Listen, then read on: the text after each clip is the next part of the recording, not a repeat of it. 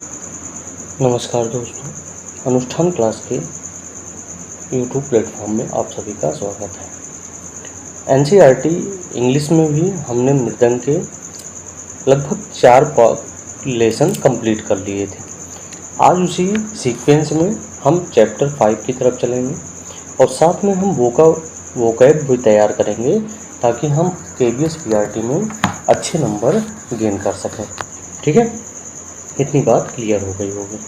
तो आपका जो 5th चैप्टर है उसका नाम है ए फर्म। क्या नाम है? ए फर्म। फर्म का क्या मीनिंग होता है? फर्म का मीनिंग होता है जहाँ पे एक साथ कई जानवर रखे जाते हैं। ठीक है, तो वहाँ पर एक साथ कई जानवर क्या होंगे? रखे जाएंगे। ठीक, और ये फर्म जो आपका लेसन बना है ये केवल वावेल को सिखाने के लिए बनाया गया है, बच्चों को वावेल पहचान सकें और वावेल आपके 5 जो होंगे उसको पहचानने का यहाँ पे बताया गया होगा। ठीक है, तो स्टार्ट करते हैं। My dear grandpa had a farm. Grandpa मतलब दादाजी के पास क्या था? एक फार्म था। AIEIO और उसका नाम क्या था? AIEIO। And on that firm he had a cow. और जो वहाँ पे फर्म बना हुआ था उसमें कौन था? ही हैड ए काउ, उसमें एक गाय थी। EIEIO और बार बार वावेल को दोहराता है EIEIO। With a moo moo here. और वो जो काऊ है वो क्या करती है? मोमो की आवाज़ निकालती है। ये है साउंड ऑफ काऊ। मो जो है साउंड ऑफ काऊ है, गाय की आवाज़ है जो मो मो करके वहाँ पे आवाज़ निकालती है। एंड मो मो देयर, और हर जगह क्या करती रहती है? मो मो। हेयर ए मो, देयर ए मो, everywhere A moo moo moo. My dear grandpa had a farm. और वो जो गाय थी वो हर जगह, चाहे यहाँ हो चाहे वहाँ हो, हर जगह वो मो मो की आवाज़ निकालती थी। गाय अपनी आवाज़ निकालती थी। फिर कहता है AIEIO। कभी कह रहा है AIEIO। My dear grandpa had a farm AIEIO and on that farm he had a. मेरे दादाजी के पास एक फर्म और था। उस फर्म में क्या थी? उस फर्म में एक मुर्गी थी। EIEIO। ठीक है, with a cluck cluck here. और वो क्या करती थी? क्लक क्लक की आवाज़ निकालती थी। क्लक क्लक जो है ये मुर्गे की आवाज़, मुर्गी की आवाज़, मुर्गे की आवाज़। And a cluck cluck there, वहाँ भी क्लक क्लक करती थी, यहाँ भी क्लक क्लक करती है। Here a cluck, there a cluck, यानी हर समय वो क्लक क्लक करती रहती है और प्रत्येक जगह पे क्लक क्लक की आवाज़ निकलती है। ठीक है, my dear grandpa had a farm EIEIO। ठीक है, और बाद में मेरे पास दादाजी के पास क्या है? एक फर्म है जिसका नाम EIEIO है। ठीक है, क्लियर हुआ? आगे चलते हैं। इसी में आगे चैप्टर में लिखा है कि एनिमल और बर्ड के बारे में बताया गया है। क्या? My name is Jaggu. मेरा नाम जग्गू है। I live in Nagpur. Jaggu कहाँ पे रहता है? नागपुर में। कम विथ मी, मेरे साथ आओ। I will tell you about the animal. Jaggu कह रहा है मेरे साथ आओ, मैं तुम्हें जानवर के बारे में बताऊंगा। That live near my house, जो कि माई हाउस का मतलब मेरे घर, नियर का मतलब पास में, लिव मतलब रहते हैं, मेरे घर के पास में रहते हैं। This is a dog.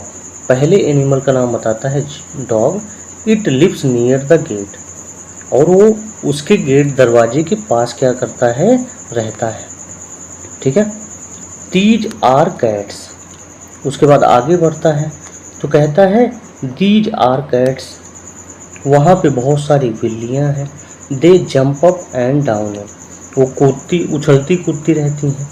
The veranda of my house, वो मेरे बरामदे में क्या करती हैं? घर के बरामदे में कूदती रहती हैं, जंप करती रहती हैं। दिस इज ए काऊ, और वहीं पर एक गाय है। ही ईट्स ग्रास, जो कि क्या खाती है, घास खाती है। दिस इज ए रैट, यह एक चूहा है। The rat is very small, और चूहा बहुत छोटा होता है। The cat chases the rat, यहाँ पे चेज शब्द आया है। चेज का मतलब होता है पीछा करना। चेज का मतलब होता है पीछा करना। ये सारी चीजें नोट करते हुए चलिएगा। बिल्ली किसका पीछा कर रही है, चूहों का। दीज आर मंकीज, ये मंकी हैं, बंदर हैं। दे स्विंग एंड जंप, बंदर क्या करते हैं, उछल कूद करते हैं। ठीक है, किस पर, पेड़ों पर उछल कूद करते हैं। There is a field beside my house, यह हमारे घर के पीछे का खेत है। ठीक है, बगल का खेत है। There are a few snake in it, और उस खेत में बहुत सारे छोटे सांप रहते हैं। You have to walk carefully in the field, जब भी आप वहाँ पे टहलने जाएं तो खेतों में सावधानी पूर्वक जाएं। ठीक है, ये कह रहा है कवि। आगे चलते हैं। Now I will also tell you about the bird, और साथ में मैं कुछ चिड़िया के बारे में बताऊंगा जो कि मेरे घर के पास रहती हैं। दिस इज ए क्रो, पहली चिड़िया है crow. It is black in colour, यह एक कौवा है जो कि किस कलर का है, यहाँ पे कौवा बैठा है जो किस कलर का है, काले रंग का है। अगला है दिस इज पिगन, ये क्या है, कबूतर है, यहाँ पे कबूतर बना हुआ है। इट ग्रे कलर, और जो कबूतर होता है वो किस कलर में होता है, ग्रे कलर में होता है। साथ में वहीं पे क्या है, स्पैरो भी है। स्पैरो जिसे हम गौरैया बोलते हैं। It is a small bird, जो सबसे छोटी चिड़िया है। दिस इज ए पैरेट, वहीं पे क्या है, पैरेट बैठा है। ये गौरैया है, स्पैरो है, ये पैरेट है, तोता है, जो किस कलर का है, ग्रीन कलर का है। एंड हैज रेड वीक, और जिसकी जो चोंच है, बीक का मतलब चोंच कैसी है, लाल है। नेक्स्ट पॉइंट है दिस इज ए पिकॉक, यह एक पिकॉक है। इट हैज मेनी कलर्स, जिसके बहुत सारे रंग हैं। I love animal and bird, मैं जानवरों और चिड़ियों से बहुत क्या करता हूँ, प्रेम करता हूँ। तो यहाँ पे ध्यान देने योग्य बातें हैं कि यहाँ पे कौन कौन से बर्ड के बारे में बात किया गया, क्रो के बारे में, पिगन के बारे में, स्पैरो के बारे में, पैरेट के बारे में। ठीक है, ये चीज़ें आपको ध्यान में रहनी चाहिए, पिकॉक के बारे में। और साथ में जिस जिस एनिमल का नेम लिया गया है उसको भी आपको याद रखना है। ठीक है, यही इस चैप्टर में का सार इसी में दिया गया है। ठीक है, क्लियर हो गया, कोई डाउट इसमें नहीं है। इसी के साथ ये चैप्टर आपका कंप्लीट होता है। अब हम साथ में स्टार्ट करेंगे वोकैब वाले पार्ट को। पहले वोकैब पार्ट में हम क्या लर्न करेंगे, वर्ड मीनिंग, जिसके याद करने की बहुत ही आसान विधि आपको बताई जाएगी। और वर्ड मीनिंग याद करने से फ़ायदा क्या होगा, सिनोनिम्स हमें तैयार रहेगा और साथ में एंटोनिम्स भी तैयार रहे। पहला वर्ड है ए ब्रिज, अब्रिज। अब्रिज का मतलब होता है छोटा करना। याद कैसे रखें, तो आप ए को अलग कर दें और ब्रिज को अलग कर दें। तो ब्रिज को क्या कर सकते हैं, एक ब्रिज को क्या कर सकते हैं, छोटा करो। ऐसे याद कर सकते हैं कि ब्रिज को छोटा करो।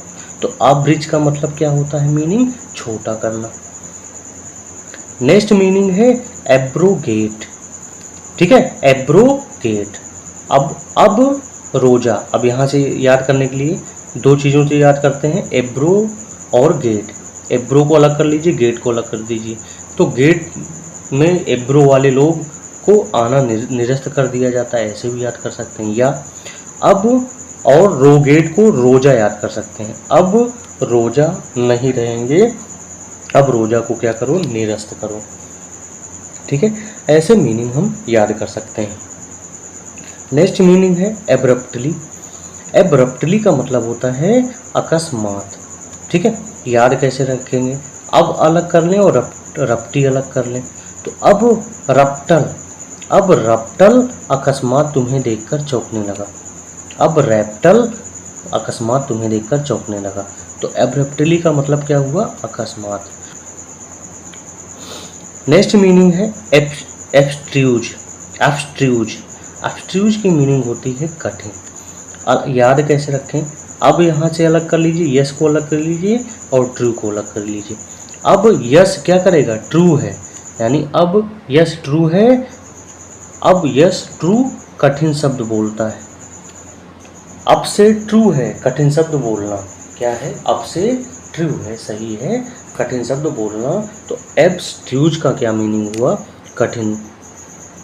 अगला है एब्सर्डिटी। एब्सर्डिटी का मीनिंग क्या होता है, मूर्खता। तो क्या करेंगे, अब सर्दी, SURDI से सर्दी हम याद कर लेंगे। अब सर्दी को सॉल्व करना क्या है, मूर्खता है। अब सर्दी को सॉल्व करना क्या है, मूर्खता है। सर्द पढ़े होंगे ना, तो अब सर्दी को सॉल्व करना क्या है, मूर्खता है। इस तरह से आपको मीनिंग याद हो जाएगी। अब याद करेंगे हम one word substitution. One word substitution में पहला क्या है, to give up the throne, सिंहासन को दो। गिव अप का मतलब है देना, ठीक है। तो इसको याद करेंगे, इसका जो एक वर्ड लिखा जाएगा, लिखा क्या जाएगा, एब्डिकेट। क्या लिखा जाएगा, abdicate. To give up the throne उसको बोलते हैं एब्डिकेट। अगला है ए पार्टनर इन क्राइम, जो मेरा साथी है वो क्राइम में साथ में था। तो क्राइम में अगर कोई पार्टनर साथ हो तो उसको हम क्या बोलते हैं, इंग्लिश में एक वर्ड बोल देंगे, अकम्प्लिस। क्या बोलेंगे, अकम्प्लिस बोलेंगे। द स्टडी ऑफ साउंड, जब हम साउंड की स्टडी करें तो साउंड की स्टडी को क्या कहते हैं, एकॉस्टिक्स कहते हैं, जिसे ध्वनि विज्ञान कहा जाता है। क्या कहा जाता है, साउंड की अगर स्टडी करेंगे तो उसे बोला जाता है एकॉस्टिक्स, ठीक है।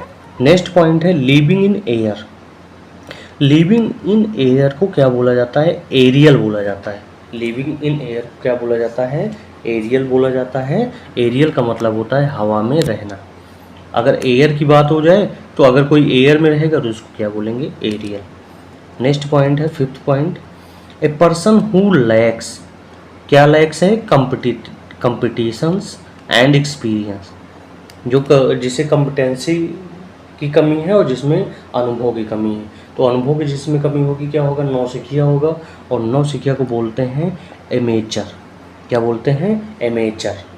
और मेचर क्या होगा, मेचर का मतलब है जिसके पास क्या हो, कॉम्पिटेंसी भी हो और एक्सपीरियंस हो तो उसको मेचर बोलेंगे। जिसके पास लैक ऑफ कॉम्पिटेंसी और एक्सपीरियंस हो उसको बोलेंगे अमेचर, ठीक है। नेक्स्ट पॉइंट पे चलते हैं, इडियम फ्रेज। और यहाँ पे सारे इंपॉर्टेंट इडियम फ्रेज दिए जाएंगे जो आपके KBS PRT के लिए ईजी होंगे, जो KBS PRT में आते होंगे। पहला है a blue eyed boy. Blue eyed का मतलब होता है फेवरेट पर्सन। अब देखिए, किसी बॉय की अगर आंखें ब्लू हो तो सब उसको देखने लगते हैं, ठीक है, यानी वो सबका क्या हो जाता है, प्यारा हो जाता है। तो यानी वो पर्सन कैसा हो जाएगा, फेवरेट हो जाएगा। तो उसका अर्थ होता है द फेवरेट पर्सन, दुलारा, ठीक है। आगे है द बैड एग। मान लीजिए बहुत सारे एग हैं, उसमें से एक बैड एग निकल जाए तो बैड अगर खराब हो तो बैड का मतलब खराब होता है। लेकिन यहाँ पे एक से हम लगाएंगे किसी भी पर्सन के बारे में।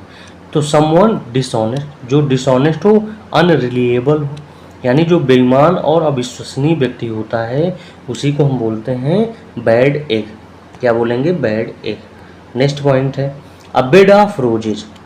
अब देखिए, रोजेज का मतलब गुलाब का अगर क्या हो, बिस्तर हो तो हमें अच्छा लगता है, सुखद अनुभव होता है। तो इसका मीनिंग जो होगा वो क्या होगा, बेड ऑफ रोजेज का प्लीजेंट कंडीशन ऑफ लाइफ, जीवन की सुखद स्थिति। Present condition of life is known as a bed of roses, ठीक है। ये इडियम फ्रेज है। अगला है बोन ऑफ कंटेंशन। बोन का मतलब है हड्डी। आप देखते हो दो कुत्तों के बीच में अगर हड्डी रख दो तो कुत्ते क्या करते हैं, आपस में लड़ने लगते हैं। तो यानी बोन ऑफ कंटेंशन का मतलब होता है काज ऑफ डिस्प्यूट। डिस्प्यूट का मतलब होता है झगड़ा, और झगड़े की जड़ को हम कहते हैं बोन ऑफ कंटेंशन, ठीक है। इसकी मीनिंग आती है, इंग्लिश में मीनिंग लिखने के लिए आती है, वो ऑप्शन में लिखा रहता है। अब कोल्ड फिश, कोल्ड मतलब जो मछली ठंडी हो, ठंडी का मतलब है अनफ्रेंडली बिहेव करे। तो अ कोल्ड फिश का मीनिंग क्या हुआ, अनफ्रेंडली पर्सन, यानी खड़ूस व्यक्ति को हम क्या बोलेंगे, कोल्ड फिश बोलेंगे।